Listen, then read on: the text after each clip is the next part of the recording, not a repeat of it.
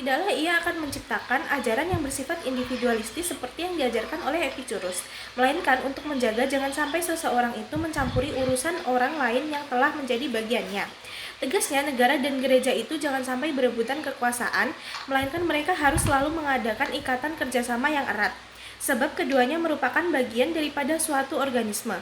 John Salisbury juga membicarakan sikap raja dalam hal ini. Yang penting adalah pendapatnya yang mengatakan bahwa terhadap raja yang bersifat lalim, orang berhak membunuhnya karena ia telah menginjak-injak undang-undang, telah memperbudak rakyatnya sebagai seorang tiran. Dengan demikian, timbul pertanyaan, siapakah yang menentukan sikap raja yang demikian itu? Ini merupakan pertanyaan yang tak terjawab. Bara nanti pada abad ke-16, pertanyaan itu memperoleh pengertian yang besar karena orang mulai mencari jawabannya. Selain bukunya yang diberi nama Polycraticus, John Salisbury juga menulis buku yang dinamakan Metalogicus. Buku yang pertama sebagian besar mengenai pembicaraan tentang negara dan hukum. Sedangkan bukunya yang disebutkan belakangan itu berisikan tentang filsafat umum. Jadi bukan mengenai negara dan hukum atau filsafat hukum, pokok pembicaraannya adalah mengenai ajaran-ajaran universalia. Ini ialah mengenai suatu persoalan yang sangat menarik orang pada zaman abad pertengahan bagian yang kedua. Orang berpikir sedemikian rupa sehingga menimbulkan dua aliran. Kedua aliran itu ialah realisme dan nominalisme. Yang terakhir ini adalah aliran yang bersifat modern. Realisme penganutnya disebut kaum realis, dan perlu diperhatikan bahwa pengertian daripada istilah ini lain sama sekali dengan pengertian yang diberikan oleh orang pada masa sekarang. Berpikir secara neoplatonis artinya mereka itu berpendapat bahwa semakin umum sifat daripada sesuatu, maka semakin dekatlah hal atau sesuatu itu pada ketuhanan dan makin nyata. Serta hal itu sungguh-sungguh terjadi, sebab Tuhan adalah sesuatu yang paling umum yang dapat dipikirkan, dan karena itu kebenaran yang paling besar. Sebagai contoh daripada pemikiran yang bersifat realistis adalah pemikiran dari Anselmus Canterbury. Dengan sifat ontologinya, membuktikan tentang adanya Tuhan terhadap sesuatu hal yang bersifat umum. Itu sesuatu hal yang bersifat khusus tidak mempunyai arti tersendiri, melainkan hanya mempunyai arti yang ditarik dari pengertian umum tadi, sehingga sesuatu hal yang bersifat umum itu tidak dapat diganggu untuk dalam bentuknya yang umum itu. Jadi aliran realisme berpendapat bahwa gambaran umum dari zaman abad pertengahan itu merupakan kebenaran yang tertinggi yang tidak dapat diganggu-gugat oleh kebenaran khusus yang baru. Sesungguhnya pendapat yang demikian telah berabad-abad adanya. Aliran nominalisme sebagai aliran modern dari abad ke-12 yang tetapi orang baru menyadari keadaan itu setelah timbulnya aliran lain, yaitu berpendapat bahwa barang-barang yang umum itu tidak mempunyai kebenaran tertinggi. Barang-barang itu hanyalah merupakan abstraksi saja daripada pikiran. Hanya barang-barang yang khusus sajalah yang telah ditarik dari barang-barang yang umum dengan jalan pikiran yang logis, yang merupakan kebenaran yang tertinggi. Jadi barang-barang khusus yang baru itu sungguh-sungguh dapat mengganggu, dapat mempengaruhi, bahkan dapat merubah barang-barang yang umum. Jalan pikiran inilah yang merupakan jalan keluar dari zaman abad pertengahan yang bobrok, yang gelap gulita itu. Pemikiran-pemikiran yang telah dimulai sejak terjadinya perang salib, perkenalannya dengan orang-orang asing, serta pemikiran-pemikiran dari zaman kuno telah melahirkan jalan keluar tersebut. Terlebih, setelah orang mengenai kembali ajaran Aristoteles, timbullah perubahan-perubahan besar itu, dan mulai saat itu pula timbul filsafat baru yang bersifat rasional. Maka timbul pula hasrat untuk memasukkan hal-hal yang bara itu ke dalam hal-hal yang lama. Sehingga terjadilah suatu sistem yang dapat mempertahankan keseimbangan antara ratio dengan wahyu, dan mempertahankan atau melangsungkan terus keselarasannya. Tujuan ini adalah merupakan kunci daripada ajaran filsafat sarjana yang kemudian menyusul, ialah Thomas Aquinas. Thomas Aquinas hidup pada tahun 1225 hingga 1274. Alam pikirannya tentang negara dan hukum dapat diketemukan dalam bukunya De Regimine Principum, atau tentang pemerintahan raja-raja, dan dalam bukunya yang lain diberi nama Summa Theologica, atau pelajaran tentang ketuhanan. Dalam ajaran-ajarannya itu, Thomas Aquinas banyak terpengaruh oleh ajaran Aristoteles. Padahal jarak hidup kedua sarjana itu adalah kurang lebih 17 abad. Aristoteles hidup pada abad ke-4 sebelum Masehi, sedangkan Thomas Aquinas hidup pada abad ke-13. Pengaruh ini terjadi pada waktu terjadinya Perang Salib. Pada waktu itu, orang-orang dari Eropa Barat banyak yang pergi ke timur tengah untuk menyelamatkan makam-makam Kristen. Disitulah mereka berkenalan dengan ajaran Aristoteles. Filsafat Thomas Aquinas bersifat idealistis. Ini berarti bahwa apa yang menjadi tujuannya itu dikemukakan terlebih dahulu, baru kemudian harus diusahakan supaya tujuan itu dapat tercapai. Manusia itu, demikian pendapat Thomas Aquinas, yang dalam hal ini pengaruh Aristoteles terasa sekali. Menurut kodratnya adalah makhluk sosial, makhluk kemasyarakatan. Oleh karena itu ia harus hidup bersama-sama dengan orang lain dalam suatu masyarakat untuk mencapai tujuan yang sesungguhnya. Untuk itu diperlukan menggunakan akalnya, pikirannya yang telah diberikan kepadanya oleh kodrat alam, sebab akalnya itu memungkinkan baginya mengetahui apa yang berguna dan apa yang merugikan. Dari prinsip umum ini, ia dapat memperoleh pengetahuan tentang hal-hal yang khusus. Tidak setiap orang dapat memiliki pengetahuan itu. Pengetahuan itu hanya dapat diperolehnya dalam hidup bermasyarakat. Maka dari itu, hidup bermasyarakat merupakan suatu keharusan. Oleh karena kehidupan bermasyarakat itu biasanya mempunyai kecenderungan ke arah jurusan berpikir yang beraneka warna, terpencar-pencar, maka penting sekali adanya seorang penguasa. Sebab penguasa ini, seperti dikatakan oleh Salomo, mempunyai tugas yang sama dengan jiwa dan dalam badan. Penguasa yang baik adalah penguasa yang memikirkan tercapainya kepentingan umum. Jika tidak demikian, ia adalah penguasa yang lalim. Apakah tujuan itu? Tujuan manusia adalah identik dengan tujuan negara. Dan menurut Thomas Aquinas, kalau orang ingin mengetahui tujuan negara, ia harus terlebih dahulu mengetahui apa yang menjadi tujuan manusia itu. Tujuan manusia adalah mencapai kemuliaan abadi, yaitu kemuliaan abadi dalam waktu sesudah manusia itu mati. Jadi bukan kemuliaan abadi yang bersifat keduniawian. Kemuliaan abadi ini hanya dapat dicapai dengan tuntutan gereja. Lalu apa tugas negara di sini? Tugas negara dalam hal ini adalah membuka atau memberi kesempatan bagi manusia agar tuntutan dari gereja dapat dilaksanakan. Yang demikian ini berarti bahwa negara itu harus menyelenggarakan keamanan dan perdamaian agar masing-masing orang itu dapat menjalankan tugasnya sesuai dengan akarnya dalam suasana ketentraman. Jadi tujuan negara itu memberi kemungkinan kepada manusia agar dapat mencapai kemuliaan abadi.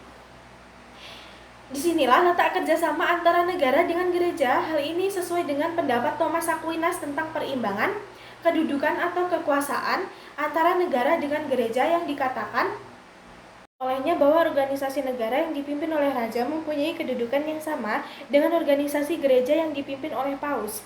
Hanya saja masing-masing organisasi itu mempunyai tugas yang berlainan. Tugas atau kekuasaan negara adalah dalam lapangan keduniawian, sedang tugas atau kekuasaan gereja adalah dalam lapangan kerohanian, keagamaan. Tetapi meskipun demikian, agaknya Thomas Aquinas belum dapat melepaskan pengaruh teokratisnya, karena selanjutnya ia mengatakan bahwa gereja merupakan persekutuan hidup yang sesungguhnya yang meliputi segala-galanya, dan yang meranakan wakil daripada kerajaan Tuhan di dunia, dan oleh karena hukum keduniawian didukung dan dilindungi oleh gereja. Maka menurut kodratnya, kekuasaan keduniawian seharusnya tunduk kepada kekuasaan kerohanian demi tujuan manusia, yaitu mencapai kemuliaan abadi. Pendapat daripada Agustinus yang telah dikemukakan di atas sangat berbeda dengan pendapat Thomas Aquinas ini, yang sifatnya sudah agak progresif. Bedanya ialah kalau menurut Augustinus, negara dengan gereja itu terpisah sama sekali. Sedangkan kalau menurut Thomas Aquinas, antara negara dengan gereja itu ada kerjasama yang erat. Negara didukung dan dilindungi oleh gereja untuk mencapai tujuannya. Selanjutnya, Thomas Aquinas memberikan tempat yang khusus pada manusia di dalam kedudukannya, tanpa kehendak. Tetapi manusia itu adalah sebagai suatu makhluk sosial yang berhasrat untuk hidup bermasyarakat. Ini disebabkan karena manusia itu mempunyai rasio dan tak dapat memenuhi kebutuhannya tanpa dengan bantuan orang lain. Pandangan Thomas Aquinas ini, seperti telah dikemukakan di atas, banyak dipengaruhi oleh ajaran-ajaran Yunani dari zaman sebelum Masehi. Ialah khususnya ajaran Aristoteles. Ajaran-ajaran Aristoteles tentang sifat-sifat daripada masyarakat, tentang kedudukan manusia di dalam masyarakat, dan bahkan ajarannya tentang kenegaraan, serta tentang filsafat sangat dikagumi oleh Thomas Aquinas. Hal ini dengan terang dapat dilihat dalam buku-bukunya, hanya saja bedanya kalau Aristoteles dahulu hidup dalam suasana kekuasaan mutlak di bawah pemerintahan Alexander yang Agung atau Iskandar Zulkarnain. Yang sesungguhnya Alexander adalah murid daripada Aristoteles, sehingga Aristoteles tidak berani memasukkan unsur etis yang merupakan dasar daripada pikiran yang universalistis tentang negara dan hukum. Juga dengan demikian merupakan dasar atau ukuran bagi segala perbuatan, serta pemerintah negara jadi merupakan suatu kritikan ke dalam ajarannya tentang negara dan hukum. Sedangkan kalau Thomas Aquinas itu hidup dalam suasana kekuasaan keagamaan, sehingga ia tidak berani sama sekali melepaskan diri dari unsur-unsur keagamaan. Sekalipun Thomas Aquinas telah memberi kedudukan yang pasti kepada manusia, yaitu sebagai makhluk sosial yang berhasrat untuk hidup bermasyarakat, tetapi manusia itu belum begitu merupakan unsur yang mutlak dalam pembentukan masyarakat itu. Jadi betul telah merupakan suatu unsur, tetapi kurang penting bila dibandingkan dengan masyarakat itu sendiri. Di dalam masyarakat itu harus ada penguasanya, harus ada yang memerintah. Tentang bentuk daripada pemerintah, ajaran Thomas Aquinas pun banyak terpengaruh oleh ajaran Aristoteles. Menurut pendapatnya, ada 3 kemungkinan bentuk daripada pemerintahan suatu negara yang masing-masing itu kemudian dibedakan lebih lanjut menurut sifat pemerintahannya ialah 1. Pemerintahan oleh satu orang. Ini yang baik disebut monarki, yang jelek disebut tirani. 2. Pemerintahan oleh beberapa orang. Ini yang baik disebut aristokrasi, yang jelek disebut oligarki. 3. Pemerintahan oleh seluruh rakyat. Ini yang baik disebut politeia. Ini kalau menurut Aristoteles disebut republik konstitusional, yang jelek disebut demokrasi. Dari jenis-jenis bentuk pemerintahan tersebut, di atas menurut Thomas Aquinas yang paling baik adalah monarki.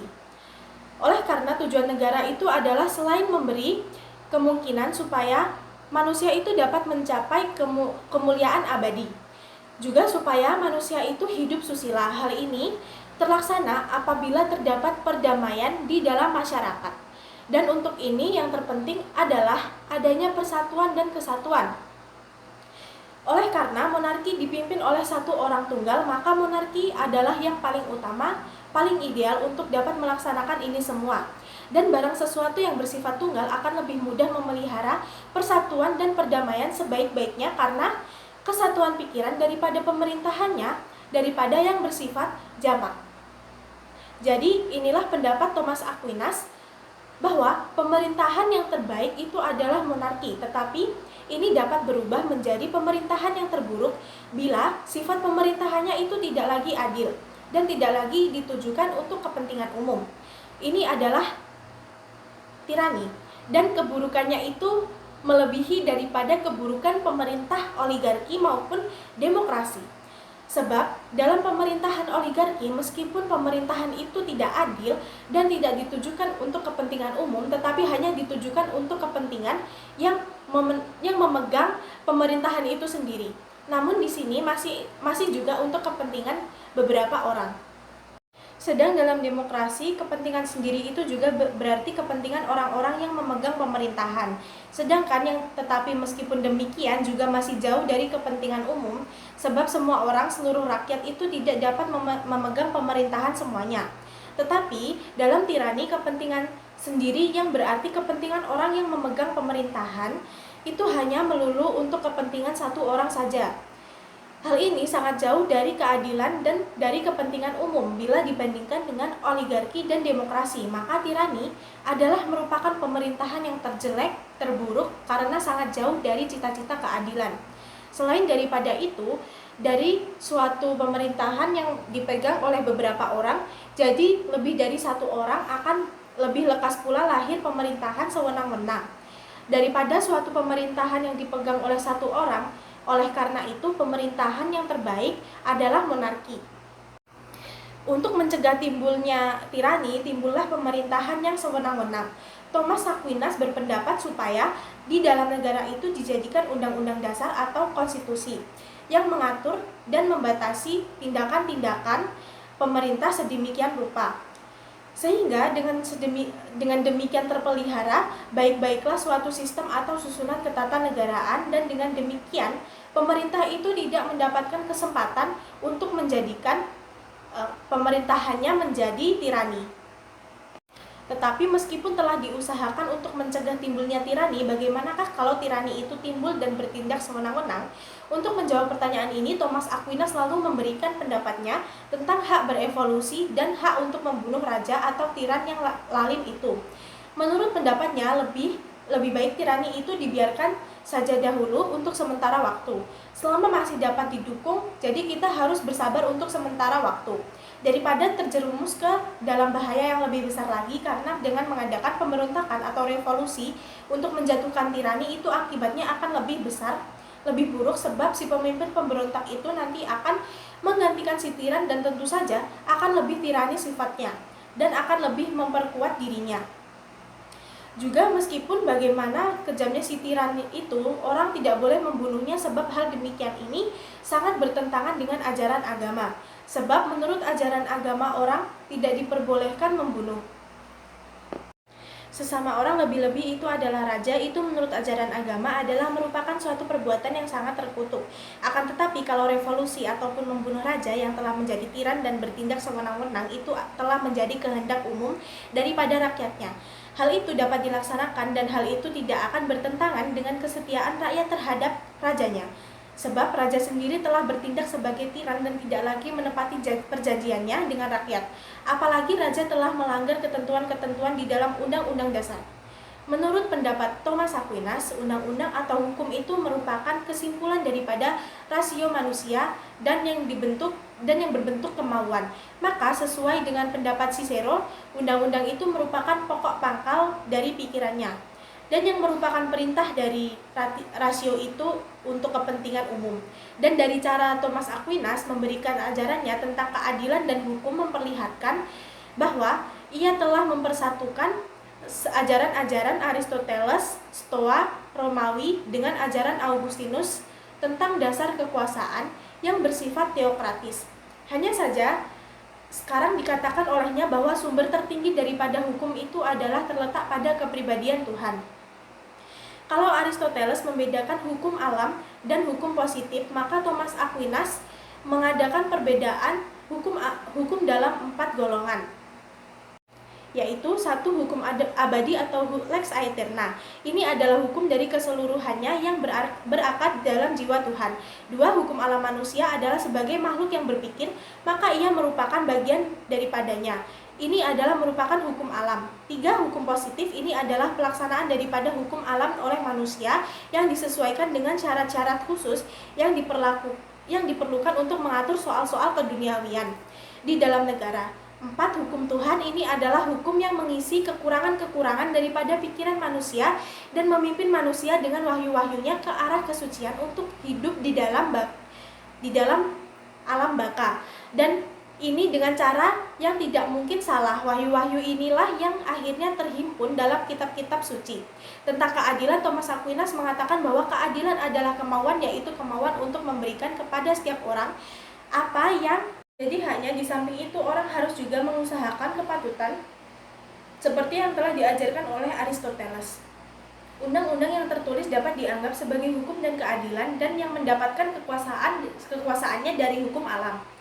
Ajaran Thomas Aquinas merupakan puncak dari pemikiran pada abad pertengahan yang berada pada titik balik dari pertumbuhan kebudayaan berikutnya.